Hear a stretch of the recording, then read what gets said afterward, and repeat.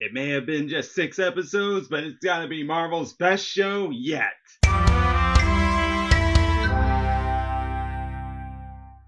What's up, YouTubers of the world? MegaGeekMixer here to give you guys my overall review of Hawkeye. As you guys already know, I already did a review of episodes 1 and 2. Leave a link in the description down below for that if you guys want to see it. But this is me here to talk about everything that happened from episodes 3 to 6. And I'm glad I decided to do this because when I saw how everything was unfolding in that one gap, in that 3 through 6 episode, I was just like, whoa, whoa, whoa. I was shocked, man. I just couldn't believe what I saw here. From one of the outer rims and the MCU characters in the outer rim side of the universe makes their way into the big picture of the universe. And I am talking the one and only big man, the Kingpin. Yes, guys, Wilson Fisk made his debut in Hawkeye. I did not expect that. I did not see that coming, but it opens the door to so many possibilities of other things going into the future here. But before we go more deeper into him, I'm going to go ahead and talk about the character journeys for all of these characters, starting with the ones that are already existing here. Kingpin will wait till later. So let's go ahead off and start with the main star of them all, Clint Barton, aka Hawkeye. Now, first off, let me just say, the thing I loved and was most so focused on with this show was that when it came to Clint Barton as Hawkeye in the MCU, we didn't really get much depth into him. Sure, you would think we did get a little more in depth to him in Age of Ultron, and we did, just not to the level of depth that you got with Hulk, with Thor, Iron Man, Black Widow, and Captain America. He was kind of in the left out spot, unfortunately. But in this show, it really helped us dive more into it. Now, we always knew he had a loving relationship with his family and stuff, but this one allowed us to focus more on him and his past sins as Ronin during that 5 year gap with how he was dealing with it.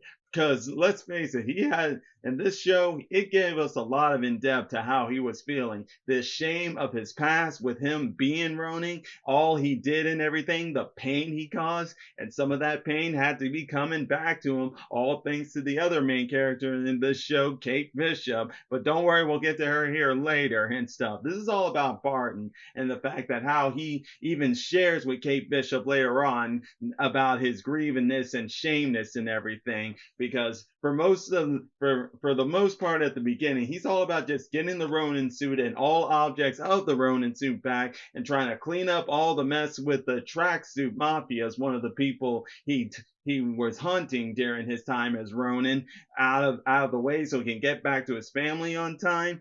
But throughout the time, as things kept getting complicated and complicated, and with Kate Bishop not giving it up on wanting to help, it allowed him to start to open up to her more, that it allowed her to come to know about his past as being Ronin, losing his family to the snap, and losing his best friend Natasha. And don't believe that Natasha doesn't get a big central role in this show too. Yeah, even though her character is dead in this time, her spirit and legacy still lives on, not just in Clit, but in a member of her family as well. If you guys watch the movie, y'all know what I'm talking about. I'm talking about Elena. And like I said, we'll get to her here in a minute.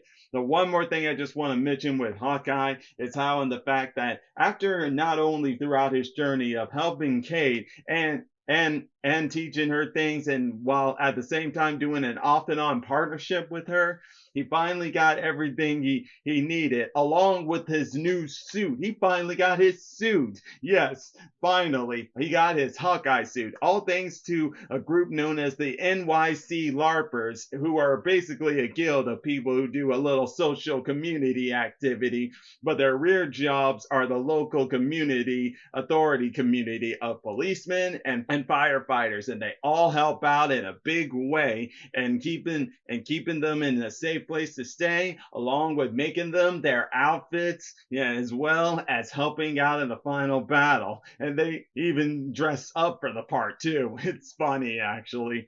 All's the same though. The suit they made for Hawkeye I like it. It looks great. Similar to the Avengers Assemble suit that you see in the animated universe. But all's the same. He eventually got everything out of the way. He got the stuff he needed back. One of them that actually belonged to his wife, that symbol, she was an agent of S.H.I.E.L.D. and much less Agent 19, as it was saw on the back of the watch with the signia of S.H.I.E.L.D. and the number 19. So could this mean we could see her in the future, future film that showed what she was before she married Barton? Maybe. And if you guys are wondering who Agent 19 is, that in the comic universe is Mockingbird's name, Agent 19, besides her real name. And in the comics, it's Hawkeye and Mockingbird that have the husband wife relationship.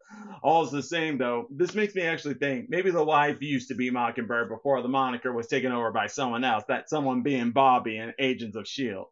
All's the same though. I liked how his journey came to a head and then to an end, especially when he finally met Yelena, the sister of Natasha Romanoff. So yeah, I'm gonna go ahead get into the Yelena here. If you guys have watched the movie A Black Widow, you know her being in this show because unfortunately, she was a victim of the snap and then came back from a blip and then got informed that her sister had died. And she found out through some people that it was Ronan, aka Hawkeye, to do it.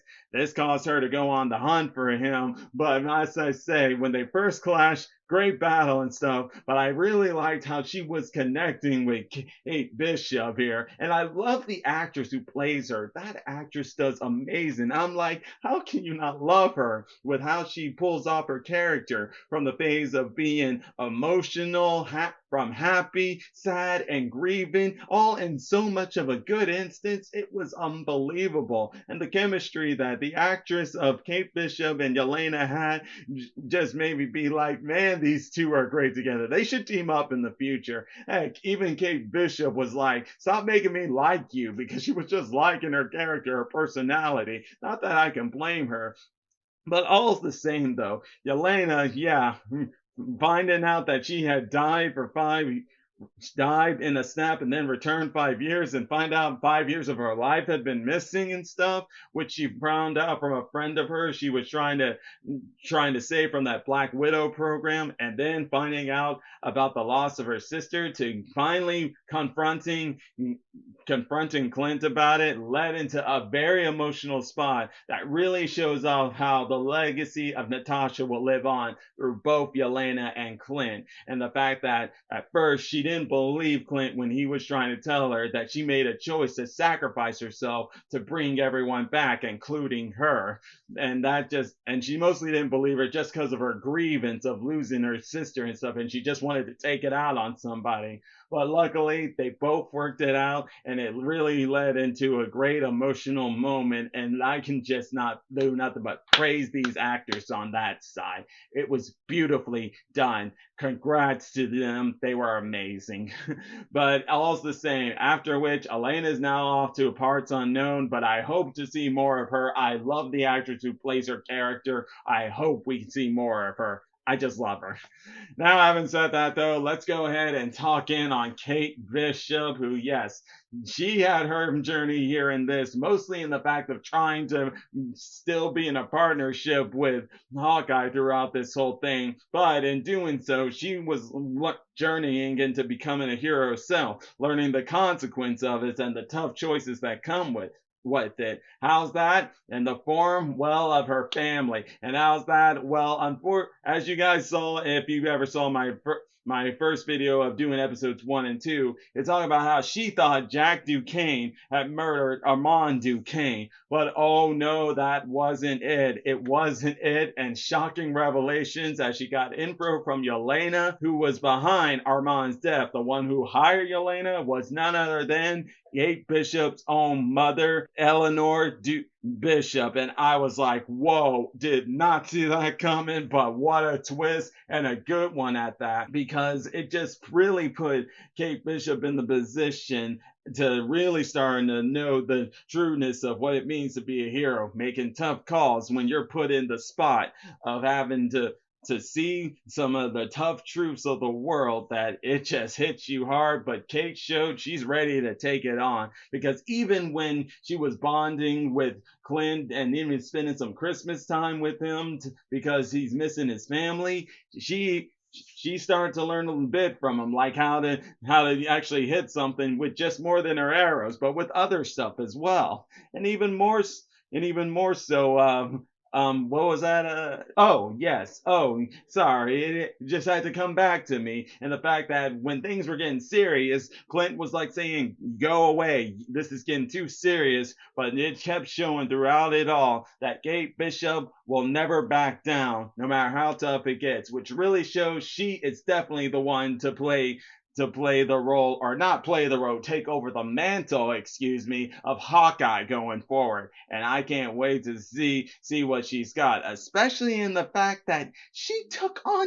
Kingpin. Yes, guys, she actually took on the Kingpin. But I'm gonna save all that for when I talk about the final battle. There's one more character I must talk about, who is a new character that's been introduced in the MCU, and that was someone you could say is a victim of Clint Barton's past as Ronin, because he had killed a lot of mobsters and underworld people. One of those was the father of a woman by the name of Maya. And if you guys know the comics, you know who Maya Lopez is, the adoptive daughter of the Kingpin. And yes, she has ties to Kingpin in this one, as she runs the tracksuits, but the tracksuits really are under the employment of the Kingpin, as well as Elena Bishop.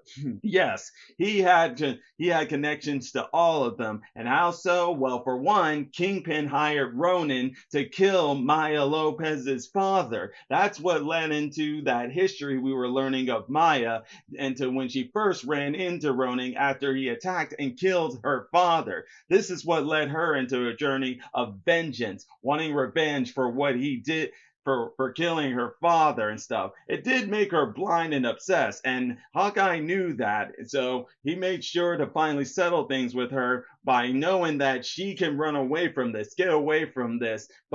And he did that by actually meeting her in the Ronin suit, defeating her and making sure that she doesn't come after his family, and that she doesn't go down the path he was on, and being a weapon, letting vengeance and stuff cloud her, that people can easily manipulate her. Now, and it was because of him that she found out that it was the Kingpin who actually made him kill her father. At first, sure, she didn't believe it, but with time going on and with all the signs she was seeing that says that he was probably telling the truth, Maya was like, you know what, I'm going to leave this all behind. But she wanted to also take a right-hand man of hers that was actually the right-hand man of her father, but is also a very big informant for the Kingpin. But so unfortunately for him, he's too deep, and this is his life, and he just didn't want Maya to go through it, but Maya just wanted him to come with her, but since he wouldn't, she had no choice but to kill him, which is very sad. But that's where it led into her having her own final confrontation with Kingpin, which I'm about to talk about here soon, after saying what the final battle was all about. And that was in the fact that the Kingpin was going to assassinate Eleanor for deciding to quit working for him, all because her daughter was getting way too close. Bad mistake on Eleanor's part. She didn't think that one through, because Kingpin didn't take that line down, and rightfully so, as he had made all those tracksuits get around to start setting up the assassination. But there was Kate, Clint Barton, and the NYC LARPers working together to prevent civilian casualties and stopping these guys. This is what actually led into so many trick arrows being shown to us that I was like,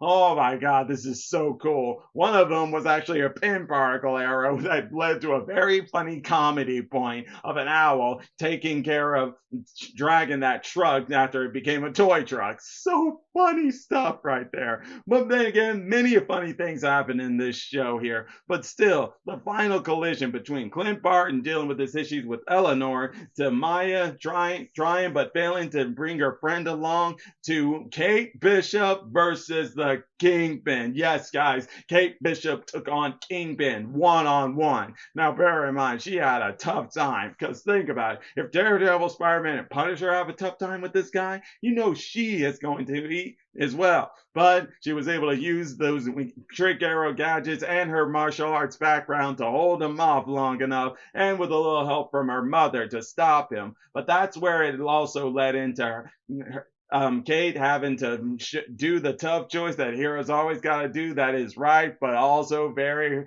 hard to do. That was arrest her mom. And you know that's going to lead into some things going forward in the future. And then you got Kingpin, who escaped, but Maya didn't leave without trying to supposedly shoot him in the head. We didn't actually see it, we just heard the gunshot. And if we know anything, you know the Kingpin's still alive. But now and if you guys know anything, and if you guys know about the future coming of the shows, Maya's going to have her own spin-off series called Echo, which will focus on her. So we'll be seeing her again soon. All's the same here, guys. It was an amazing show. So many stuff broke down to us. I couldn't believe my eyes and all the stuff that was processing in me, from the emotions to the story to the connections. Unbelievable. That's all I gotta say.